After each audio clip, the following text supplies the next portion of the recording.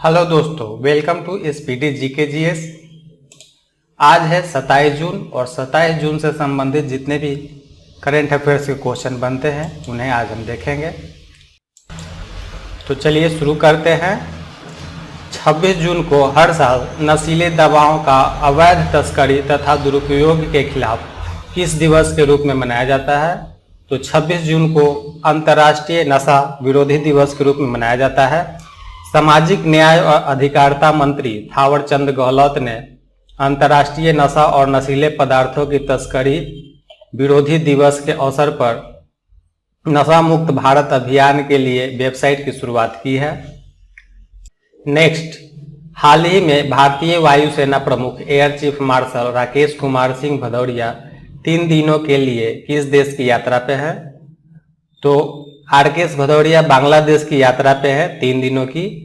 वायुसेना प्रमुख को BAF अकादमी जेसोर में राष्ट्रपति परेड 2021 के अवसर पर कमीशनिंग समारोह के मुख्य अतिथि के रूप में आमंत्रित किया गया है। यह पहली बार है जब किसी भारतीय वायुसेना प्रमुख को बाफा में परेड की समीक्षा करने का सम्मान मिलेगा। बांग्लादेश में भारत के उच्चायुक्त विक्रम दोराई स्वामी हैं। वर्तमान बांग्लादेश के राष्ट्रपति अब्दुल हामिद तथा प्रधानमंत्री शेख हसीना है। बांग्लादेश की राजधानी ढाका तथा उसकी मुद्रा टका है। बांग्लादेश अपना स्वतंत्रता दिवस 26 मार्च को मनाता है। बांग्लादेश की संसद को जातीय संसद कहा जाता है। नेक्स्ट, हाल ही में असम में भाजपा राज्य इकाई का प्रमुख किसे नियुक्त किया गया है?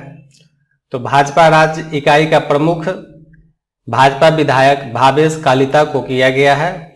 सुश्री शारदा देवी को मणिपुर में भाजपा की नई अध्यक्ष नियुक्त किया गया है। वर्तमान में असम के राज्यपाल प्रोफेसर जगदीश मुखी हैं और मुख्यमंत्री हेमंत बिस्वा शर्मा हैं। असम की राजधानी दिसपुर में है। असम की लोकसभा सीटों की संख्या 14, राज्यसभा सीटों की संख्या 7 तथा विधानसभा सीटों की संख्या 126 है। नेक्स्ट, हाल ही में महाराष्ट्र के सांगली जिले में तदासर गांव के किसानों से किस फल का निर्यात दुबई किया गया है? तो ड्रैगन फ्रूट का निर्यात दुबई किया गया है। यह फल फाइबर, विटामिन, खनिज और एंटीऑक्सीडेंट से भरपूर होता है, अतः यह फल डेंगू, गठिया, पाचन तंत्र संबंधी बीमारियों में लाभकारी होता है। कुछ महीनों पहले गुजरात के मुख्यमंत्री विजय रूपानी ने कमल के समान दिखने वाले इस ड्रैगन फ्रूट का नाम बदलकर संस्कृत शब्द कमलम कर दिया है। नेक्स्ट, हाल ही में महिला वर्ग की किस खिलाड़ी ने पैर में चोट लगने के कारण इस वर्ष की विंबलडन प्रतियोगिता से हट गई हैं? तो रोमानिया की सिनोमा हालेप ने विंबलडन प्रतियोगिता से हटने का फैसला लिया है। 29 वर्षीय हालेप को मई में इटालियन ओपन प्रतियोगिता के दूसरे राउंड में चोट लगने के कारण उन्हें फ्रेंच ओपन प्रतियोगिता से भी हटने के लिए बाध्य होना पड़ा था। हालेप ने 2019 में विंबलडन प्रतियोगिता जीती थी। कोरोना महामारी के कारण 2020 में प्रतियोगिता का आयोजन नहीं हो सका। नेक्स्ट, हाल ही में किस देश ने व्यापार और निवेश, विज्ञान और प्रौद्योगिकी, संस्कृति, शिक्षा आदि मुद्दों पर भारत के साथ मिलकर कार्य करने पर सहमति जताई है? तो ग्रीस ने उपयुक्त बातों पर सहमति जताई है। ग्रीस के विदेश मंत्री निकोस डेंडियास हैं। अक्षय ऊर्जा संबंधी मुद्दों पर ऊर्जा लक्ष्य हासिल करने के लिए दोनों देश एक दूसरे की सहायता करेंगे। प्रवासन संबंधी आवागमन समझौते के लिए कार्य करने पर भी सहमति व्यक्त की है। डॉक्टर एस जयशंकर ने ग्रीस की राजधानी एथेंस में महात्मा गांधी की प्रतिमा का भी अनावरण किया। ग्रीस में भारत के राजदूत अमृत लुगुन हैं। नेक्स्ट, हाल ही में पाकिस्तान के पूर्व कार्यवाहक प्रधानमंत्री का निधन हो गया। उनका क्या नाम था? तो वो मीर हाजर खान खोसो थे, जिनका हाल ही में निधन हो गया है। नेक्स्ट, हाल ही में भारत के किस तैराक ने सेटेकोलिरोम में फीना से मान्यता प्राप्त ओलंपिक क्वालिफाइंग टूर्नामेंट में 200 मीटर बटरफ्लाई स्पर्धा में ओलंपिक खेलों टोक्यो 2020 के लिए एक क्वालिफाइंग मार्क हासिल किया है? तो भारत के साजन प्रकाश ने ओलंपिक खेलों टोक्यो 2020 के लिए एक क्वालिफाइंग मार्क्स हासिल किया है। नेक्स्ट, हाल ही में भारत के अभिषेक वर्मा ने अमेरिका के क्रिस स्कॉफ को शनिवार को टाई ब्रेक में पराजित कर पेरिस तीरंदाजी विश्व कप में पुरुष कंपाउंड वर्ग में किस पदक को जीत लिया है? तो उन्होंने पुरुष कंपाउंडिंग वर्ग में स्वर्ण पदक हासिल किए हैं। नेक्स्ट, हाल ही में बांग्लादेश क्रिकेट बोर्ड ने बांग्लादेश के स्पिन सलाहकार के रूप में किसे नियुक्त किया है? तो श्रीलंका के लेफ्ट आर्म स्पिनर रंगना हैरात को सलाहकार के रूप में नियुक्त किया है। दक्षिण अफ्रीका के पूर्व बल्लेबाज एसवेल प्रिंस को बल्लेबाजी सलाहकार के रूप में चुना गया है।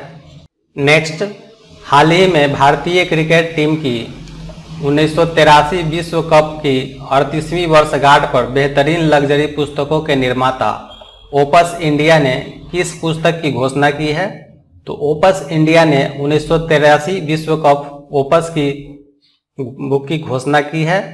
1983 विश्व कप ओपस में विश्व कप विजेता टीम का हिस्सा रहे सभी 14 खिलाड़ियों और उनके प्रबंधन की अनकही कहानियों और यात्राओं को दिखाया जाएगा।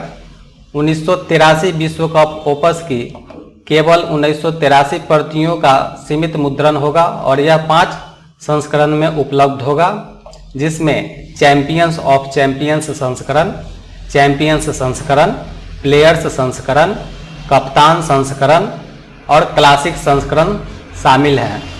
ओपस इंडिया के सीईओ एवं प्रकाशन संपादक अमित भागचंदका हैं। नेक्स्ट, हाल ही में एटीके मोहन बगान ने इंडियन सुपर लीग के अगले सीजन के लिए फिनलैंड के किस स्टार फुटबॉलर को साइन किया है? तो एटीके मोहन बगान ने जॉनी कोको को इंडियन सुपर लीग के अगले सीजन के लिए साइन किया है। नेक्स्ट, हाल ही में मध्य प्रदेश में स्थित धार्मिक नगरी उज्जैन ज्योतिर्लिंग महाकाल के पास ही खुदाई में कितने साल पुराने मंदिर का ढांचा मिला है? तो 1000 साल पुराने मंदिर का ढांचा मिला है। नेक्स्ट, हाल ही में तमिलनाडु सरकार ने टोक्यो में होने वाले इस साल के ओलंपिक में स्वर्ण, रजत तथा कांस्य पदक जीतने वाले खिलाड़ियों को कितने रुपए की पुरस्कार राशि देने की घोषणा की है? तो तमिलनाडु सरकार ने स्वर्ण पदक के लिए 3 करोड़, रजत के लिए 2 करोड़ तथा कांस्य पदक विजेता को 1 करोड़ रुपए की पुरस्कार राशि देगी। टोक्यो ओलंपिक 23 जुलाई से 8 अगस्त के बीच खेला जाएगा। टोक्यो ओलंपिक के लिए भारत का थीम सॉन्ग लक्ष्य तेरा सामने है जिसे मोहित चौहान ने तैयार किया और गाया है। तमिलनाडु के वर्तमान राज्यपाल बनवारी लाल पुरोहित तथा मुख्यमंत्री MK स्टालिन है। तमिलनाडु की राजधानी चेन्नई है। नेक्स्ट, हाल ही में देश का कौन सा राज्य पहला रेबीज मुक्त राज्य बन गया है?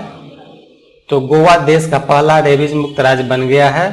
गोवा क्षेत्रफल की दृष्टि से सबसे छोटा और जनसंख्या की दृष्टि से चौथा सबसे छोटा राज्य है। गोवा के वर्तमान मुख्यमंत्री प्रमोद सावंत तथा राज्यपाल भगत सिंह कोश्यारी हैं। गोवा की राजधानी पणजी है। नेक्स्ट, हाल ही में विश्व बैंक ने केरल की आपदा तैयारियों का समर्थन करने के लिए कितने मिलियन डॉलर की मंजूरी दी है? तो विश्व बैंक ने केरल की आपदा तैयारियों को समर्थन करने के लिए 125 मिलियन डॉलर की मंजूरी दी है। इस कार्यक्रम का उद्देश्य शहरी और स्थानीय स्वशासन के मास्टर प्लान में आपदा जोखिम योजनाओं को शामिल करना है। विश्व बैंक की स्थापना 1944 में हुई थी तथा इसका मुख्यालय वाशिंगटन DC में है।